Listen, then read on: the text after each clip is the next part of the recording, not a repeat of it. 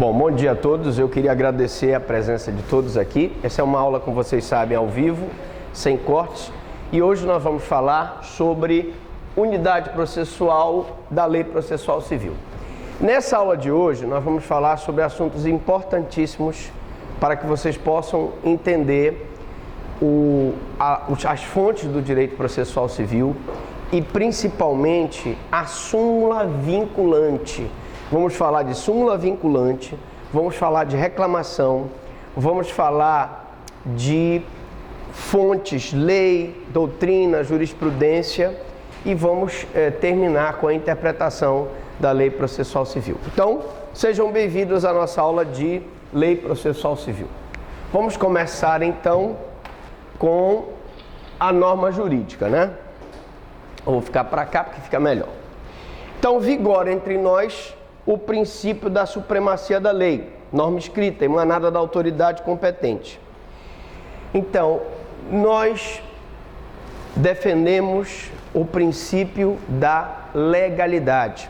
Nós vamos ver durante essa aula que, diferente do que ocorre com os países anglo-saxões, o Brasil, ele se baseia muito no que está disposto em lei.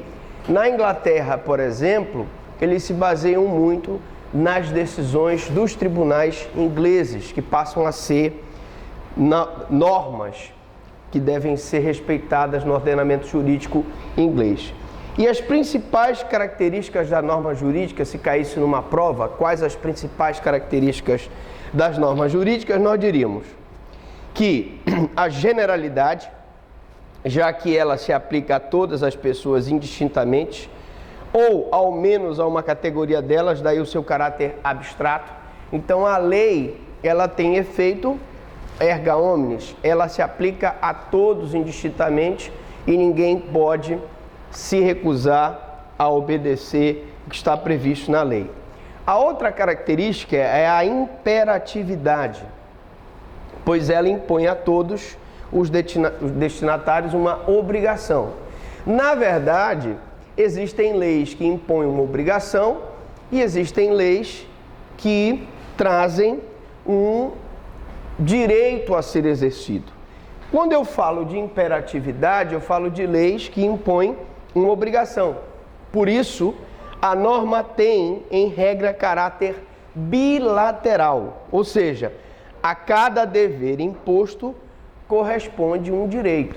Então, por exemplo, eu tenho o dever de contribuir mensalmente para o INSS, eu pago em relação à minha secretária o INSS e deposito 8% do FGTS, razão pela qual futuramente a essa obrigação, a esse dever imposto, ela vai ter o direito de receber 40% do FGTS, ela vai ter o direito de, por exemplo, pleitear uma licença maternidade ou vir a receber um benefício previdenciário. Então, para cada dever imposto, corresponde a um direito. Então, aqui, no exemplo, se impõe o dever de não causar dano a alguém e obriga aquele o que causar a indenizar a vítima. Nós já vimos em outras oportunidades desse curso de processo civil que se a pessoa provoca dano a outrem, quer seja em acidente automobilístico, quer seja num desastre aéreo, quer seja num desastre ferroviário, num acidente de ônibus, se ele provocar dano, se ele, por exemplo, avançar o sinal e bater o teu carro, aquela ação ou omissão que causou prejuízo a outrem vai gerar o teu direito de receber uma indenização. E como é, professor Franklin, que eu recebo essa indenização? Você vai usar a faculdade de requerer do Estado aquela indenização através de uma ação de reparação de dano. Você entra com uma ação de reparação de dano. Se por acaso essa reparação estiver na alçada do juizado, você pode pedir dentro daquela alçada do juizado, e lá no juizado especial, se não houver uma conciliação para o pagamento amistosamente, nós vamos ter a instrução processual e ao final o juiz poderá condenar aquela pessoa a reparar o dano. Veja que isso é o que está disposto na lei. Se ele gera prejuízo a uma pessoa, ele tem um dever de indenizar. Então, para cada dever, impõe ele um direito. Outra característica da norma processual civil é o autorizamento, que consiste na possibilidade de o lesado pela violação à norma exigir-lhe o cumprimento, o que distingue das normas legais, das éticas e religiosas. Ao contrário das normas religiosas, a norma processual civil, as normas éticas, a norma processual civil, ela impõe o cumprimento dessa obrigação. Se você viola um mandamento, não matarás, não furtarás, não cobiçarás a mulher do próximo, a religião não tem como te impor coercitivamente essa obrigação, mas o direito pode. Então, autorizamento é a possibilidade do lesado pela violação exigir o cumprimento. Você não pode exigir um cumprimento religioso ou um cumprimento ético. Existe um código de ética na administração pública, mas infelizmente nós vemos os políticos aí violando o tempo todo o código de ética, com apropriação de bem público, com desvio de verbas, enfim, com violação dos princípios da administração pública. Bom, e a permanência também é uma característica da norma processual civil. Nós estamos falando de características da norma processual civil e uma delas é a permanência, que significa que a norma vigora, né, e prevalece até a sua revogação. Quando uma lei entra em vigor, ela vai vigorar até que outra a altere, né, revogue expressamente ou tacitamente. Então, por exemplo, nós temos agora o novo Código de Processo Civil, que provavelmente entrará em vigor em março. Existem outras leis, outras tentativas de colocar o Código de Processo Civil para vigorar só em 2018. Ora, nós temos que aplicar o Código Civil velho, não é tão velho assim, porque ele é de 74, até que o Código Civil novo entre em vigor. Então, nesta aula de hoje, nós falaremos sobre como é atualmente no Código de Processo Civil atual e como ficará no Código de Processo Civil novo, porque ele ainda não entrou em vigor. Então, a permanência aqui é do Código de Processo Civil antigo. Bom, emanação da autoridade competente. Nos termos impostos pela Constituição Federal, a norma processual civil é uma lei ordinária que foi votada pelo Congresso Nacional naquele trâmite específico que vocês aprendem em direito constitucional, em que passa pela Câmara dos Deputados, depois vai para o Senado, depois vai para a sanção do Presidente da República e entra em vigor. Isso é a emanação da autoridade competente.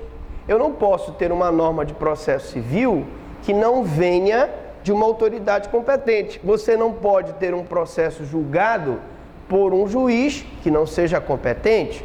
Então, as normas de processo civil, elas emanam de uma autoridade competente. Aí chegamos a um ponto importantíssimo da nossa aula para nós entendermos até as nulidades absolutas e nulidades relativas. Nós falamos aí numa das aulas sobre nulidades absolutas e nulidades relativas. Para eu entender nulidade absoluta, eu tenho que entender o que é norma cogente e norma não cogente. Existem então duas categorias de normas: as normas cogentes e as normas não cogentes, tá? O que são normas cogentes e o que são normas não cogentes? E por que dessa classificação? Essa classificação leva em conta a imperatividade da norma, que pode ser cogente, de ordem pública, não pode ser derrogada pela vontade particular e editada com a finalidade de resguardar os interesses da sociedade. Quando eu falar de norma cogente, eu vou ter uma norma que defende o quê? A ordem pública, né? Ela não foi feita para regular relações de particulares. Ela foi feita para defender princípios constitucionais de ordem pública. Quais são, professor Franklin? Contraditório, ampla defesa, publicidade, devido processo legal. Então, essas normas cogentes, elas não podem ser derrogadas pelo particular. Nós vimos, quando nós falamos de atos processuais, que algumas normas podem ser modificadas pelo particular, em relação, por exemplo, ao prazo de suspensão de uma ação de divórcio, em que as partes interessadas podem suspender aquele divórcio até que eles acham ou não a possibilidade de reconciliação. Mas se tratando de norma cogente, que tem a função de resguardar a ordem pública, eu não posso falar em modificação da norma. Ela é editada com a finalidade de resguardar interesses da sociedade. Então, professor Franklin, quer dizer que se o juiz ou as partes violarem uma norma cogente, isso vai gerar uma nulidade absoluta. É verdade, que não se convalida e pode ser arguída em qualquer juízo e grau de jurisdição.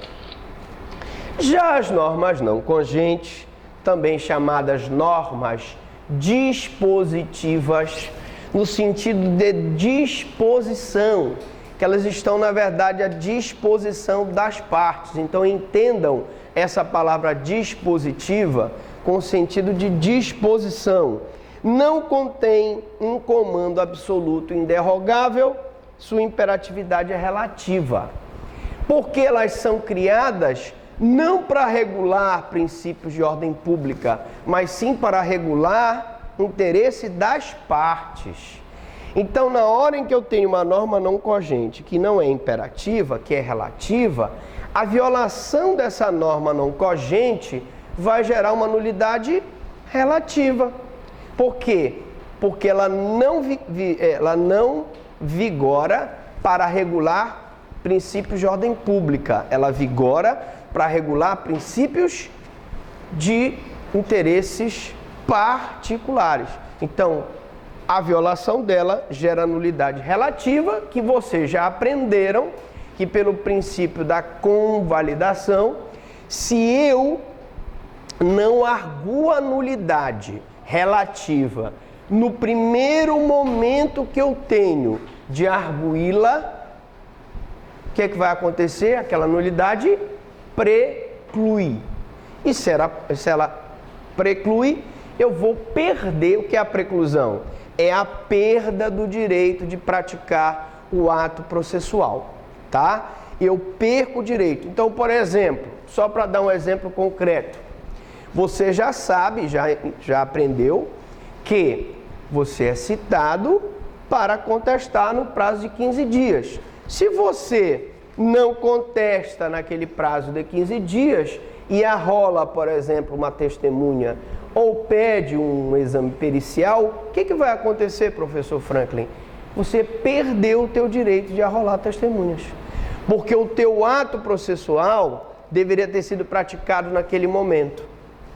Imaginemos que houve uma situação em que o cidadão foi no cartório, tomou ciência pelo escrivão, aquela história que eu contei quando nós demos a segunda aula 1, a aula 2.2 de atos processuais, em que o cidadão vai no cartório e o escrivão disse: olha, rapaz, tem um processo aqui contra ti. Ele disse: então tá bom, deixa eu tomar a ciência aqui. Ele disse: olha, mas tu vais tomar a ciência, mas tu tens que contestar o processo. E aí ele toma a ciência e no prazo de 15 dias ele não contesta. E depois ele vai a juízo contestando, dizendo que houve nulidade. O juiz vai dizer: não, senhor, não houve nulidade. O senhor foi intimado, O senhor sabia que tinha que contestar. Então, no primeiro momento que o senhor teve de arguir, que foi o momento que o senhor esteve lá, o senhor não arguiu, então, pelo princípio da instrumentalidade das formas, não houve nulidade e o seu direito de arguir essa nulidade precluiu. Bom, mas a nulidade, as normas não cogentes geram nulidade relativa, elas se subdividem em permissivas, quando autoriza o interessado a derrogá-la, dispondo de maneira diversa, como lhe convier. Então, essas normas permissivas permitem, por exemplo, que o casal, numa ação de divórcio, ou você, numa ação de cobrança, possa fazer um acordo com o credor, dizer, olha, eu estou numa situação financeira agora difícil, vamos suspender esse processo durante 3 meses, até que a minha empresa melhore e eu possa te pagar a dívida. É uma norma não cogente, permissiva. E eu tenho aquelas normas supletivas. As normas supletivas, elas não permitem, tá? Elas não são permissivas, mas elas são aplicáveis na falta de disposição em contrário das partes. Então, é uma norma não cogente, feita no interesse da parte, e se eu não tenho um acordo em contrário das partes, aquela norma pode ser aplicada. Vamos para, então, a norma processual. A norma processual, ela trata das relações entre os que participam do processo. Evidentemente, uma norma processual vai tratar em relação ao autor e réu e os interessados, de modo pelo qual os atos processuais sucedem-se no tempo e, em suma, da relação processual, ou aquelas relativas aos poderes do juiz, dos ônus e deveres das partes. Nós tivemos uma aula específica de poderes, deveres, e responsabilidades dos juízes. Esses deveres estão nas normas processuais que disciplinam a forma como elas são feitas. Existem os ônus e os direitos das partes. Ou do procedimento. O que é o procedimento? É a forma, como é o conjunto, de atos, a forma como esses atos são praticados. Então eu tenho aqui como as que regulam a sucessão dos atos na audiência. Bom, aqui eu vou pedir permissão para fazer aqui um esclarecimento. Quando eu falar de processo, eu tenho um conjunto de atos destinados a conseguir a prestação jurisdicional. E o procedimento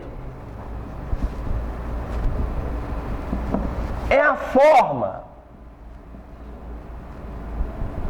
como estes atos são praticados. Então, se eu fosse falar de forma pela qual o ato é praticado, eu teria que dizer o seguinte, eu tenho a petição inicial, no processo civil, petição. Eu tenho a citação, vamos botar aqui. Eu tenho aqui a citação. A parte, então, tem a oportunidade de contestação no prazo de 15 dias. E aqui eu vou ter a instrução processual. Eu vou ouvir, por exemplo, o requerente, vou ouvir as testemunhas, vou ouvir o requerido e vou ter os memoriais para, enfim, ter a sentença. Repare que eu estou falando de forma como os atos são praticados. Eu não posso inverter essas formas aqui. Eu não posso, por exemplo, querer que a contestação fique para o final.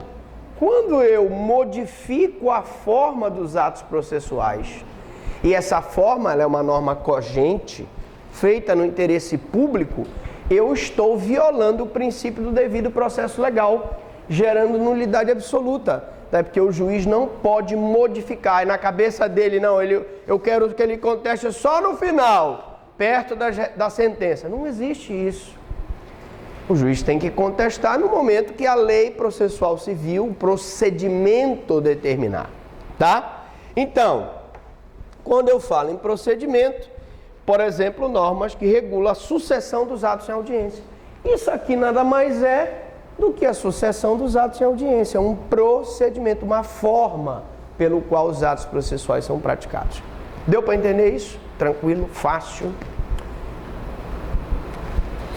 Bom, nem sempre, todavia, é fácil distinguir quais são as normas processuais cogentes e quais são as normas dispositivas não cogentes em que a parte pode dispor.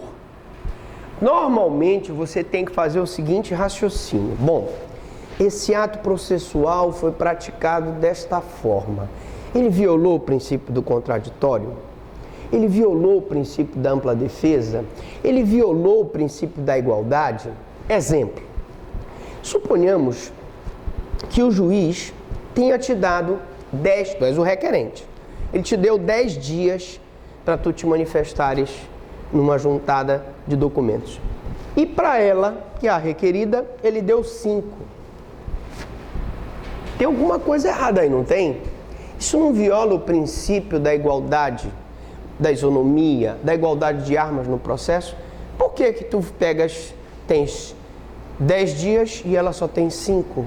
Porque teus olhos são mais bonitos do que os dela? Então você já vai raciocinando. Bom, então isso aí violou um princípio da igualdade. Então isso é uma norma cogente. Eu vou então arguir a nulidade desse processo por violação de uma norma cogente. Uma violação de um princípio da igualdade. Deu para entender? Agora, se você raciocinar, não violou nenhuma norma, é possível a gente fazer um acordo aqui para prorrogar inclusive o prazo? Aí não é uma norma cogente, é uma norma dispositiva. Como o processo civil integra o direito público, suas normas são quase todas cogentes, evidentemente, sendo raras as normas dispositivas.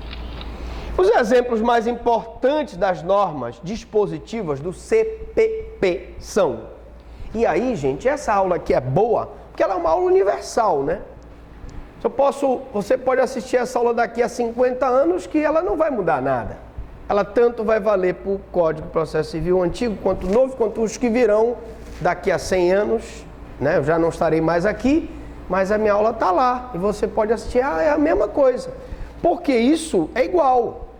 Quais são os exemplos, então, de normas dispositivas? As que tratam da possibilidade de inversão convencional do ônus da prova. Atenção!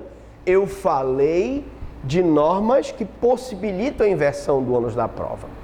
Não é, por exemplo, uma norma em que você, consumidor, comprou uma passagem para Hong Kong e chega no dia da tua volta para o Brasil, o avião, por motivos técnicos, ele fica parado lá em Hong Kong. Tu tens que voltar, mas o avião não tem como voltar. Tu vais voltar por Singapura, só consegue um voo no outro dia por Joanesburgo, na África do Sul, Joanesburgo. Evidentemente que aí, numa relação de consumo, tu não podes inverter o ônus da prova. Eu estou falando aqui de situações que eu posso inverter o ônus da prova, né? As que permitem, por exemplo, a suspensão do processo e da audiência de instrução por convenção das partes. Então você tem uma ação de divórcio, você tem uma ação de cobrança judicial, você sabe que o teu devedor está passando por dificuldade financeira, a crise está braba. Você diz, olha meu amigo, calma aí, vamos fazer o seguinte, 3 meses para tu te recuperares, para tu conseguires pagar esse teu débito. Pode haver essa convenção? Pode. As que estabelecem regras de competência relativa que pode ser derrogada pelos litigantes. E aí nós vimos na aula de competência o acidente automobilístico, né? Em que o cidadão, salvo engano, o dono do carro era de Marituba, o acidente aconteceu em Ananindeua, lembra que ele vinha em alta velocidade e pá, bateu na traseira do carro, e a ação foi ajuizada em Belém do Pará. Mas peraí, professor, por que isso tudo? Porque aí eu tenho uma norma de competência relativa, em que tanto eu posso ajuizar a ação no domicílio do autor, né? Quanto eu posso ajuizar a ação de reparação do dano no local do dano. Então, quando eu tenho uma norma de competência relativa, e todas as normas de competência relativa são normas não cogentes, são normas dispositivas. Bom, agora vamos lá. Vamos para as fontes, né? Fontes do processo civil. Bom, o Fred Didier diz que a expressão fonte do direito é equivocada, pois pode ser empregada em mais de um significado. Pode indicar o poder de criar normas jurídicas e a maneira pela qual o direito se manifesta. Eu não vou entrar aqui no mérito da palavra, gente. Nós aprendemos em processo penal, em processo civil, que fontes são da onde as normas advêm, da onde elas são criadas. Todos nós aqui viemos de uma fonte, não é verdade? Nós viemos de uma fonte. E a norma a mesma coisa, ela vem de uma fonte. Então, o que gerou a norma? Qual foi a fonte da norma? Né? A norma vem da lei, é uma fonte. A norma vem de uma súmula vinculante, é uma fonte. A norma vem da analogia dos princípios gerais do direito, é uma fonte. A norma vem da jurisprudência, a norma vem da doutrina. Então, eu não vou entrar aqui no mérito sobre a questão da expressão. O que eu quero, e isso sim é importante, é que vocês vão entendendo isso. Porque numa prova da OAB, numa prova de concurso público, vocês vão... O examinador vai querer saber? Quais são os requisitos, por exemplo, das súmulas vinculantes, que é o que nós vamos aprender aqui. Isso é interessante. Então vamos lá. É tradicional a distinção entre fontes formais e não formais do direito. Isso é importante? Fonte, você aprendeu o que é fonte formal e o que é fonte não formal é importante. Embora tal distinção não seja de grande relevância prática, são fontes formais a que expressam o direito positivo, as formas pelas quais se manifesta, né? Então, quais são as fontes formais? A primeira delas é a lei, né? Então, a fonte formal por excelência é a lei. Fonte formal primária. A lei é o top de linha. Nosso ordenamento jurídico, ele se baseia muito na lei, gente. Não é como o direito anglo-saxônico, que se baseia em decisões jurisprudenciais. Então, além dela, podem ser mencionadas como fonte. Olha só, analogia é uma fonte? Que analogia?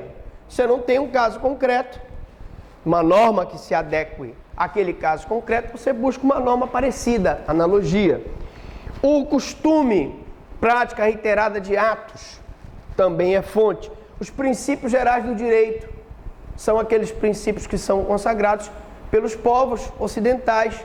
Nós falamos aqui, princípio contraditório, ampla defesa, publicidade, legalidade, princípio do dispositivo, instrumentalidade de forma, são vários princípios que são consagrados, tá? As súmulas do STF, professor, as súmulas do STF são fontes? Claro, são. Porque você vai me dizer assim, bom, professor, mas se a súmula não for vinculante, o juiz aqui, ele não tem quase obrigação de seguir. É verdade, ele não tem obrigação de seguir a fonte. Mas ele já sabe que se ele não seguir aquela jurisprudência do Supremo, sendo o Supremo o órgão que no final, lá em cima, no recurso extraordinário, bate o martelo sobre aquela decisão, ele vai pensar duas vezes e não segui-la. Convém que ele siga aquela súmula do Supremo. E principalmente se ela tiver efeito vinculante. Se ela tiver efeito vinculante, ele tem que seguir. Que são fontes formais, acessórias ou indiretas. Atenção! Numa prova da OAB, se eu tiver, qual a classificação